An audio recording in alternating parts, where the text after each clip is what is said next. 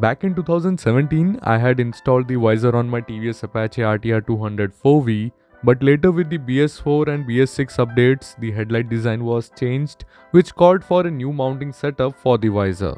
After a long wait, we have now got the visor from TVS, which will fit both the TVS Apache Rtr 160 and 204V. In this video, I will share the detailed installation process along with the review. We will start this by removing the existing plastic number plate holder bracket by taking off these two screws.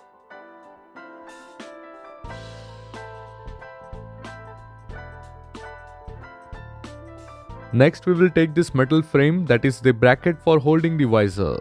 We do get this long end screws with the bracket pack, which will help us in securing this bracket into the same threads from which we took the number plate bracket out.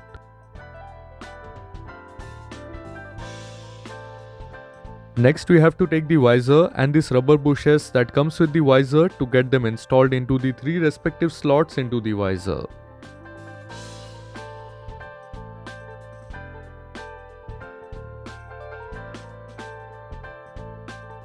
Once the visor is ready, we can do a mock fixing trial by aligning all the slots. In total, we have to align 3 slots of the visor with the bracket, one on the left, other on the right, and one at the bottom.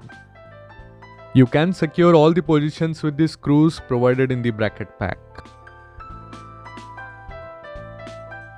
And this is how your visor will look. We didn't remove the plastic wrap while installation to prevent the visor from accidental scratches from the tools. Now if your state RTO allows registration number sticker on the visor, then you can stick it, but it's always better to get the number plate bracket installed to fix the actual physical registration number plate. For that, TVS provides you with an additional registration number plate bracket included in the bracket pack. To install the number plate bracket, you have to unscrew the earlier installed 2 screws holding the visor from the side and then fix the plate bracket above the visor. There is a slit on the visor bracket on which the number plate bracket ends lock in, which makes all the 3 slots of the bracket, visor and visor bracket aligned. And just like earlier, we have to fix back the 2 screws at both the ends through the recently aligned slots. Don't tighten the screws too hard as it will squeeze in the rubber bushes through the visor. And that is how your visor installation is done for good, where this looks like a sturdy setup which does not rattles or makes annoying noise while riding. If you notice, we get these threads on the number plate bracket to fix your registration number plate.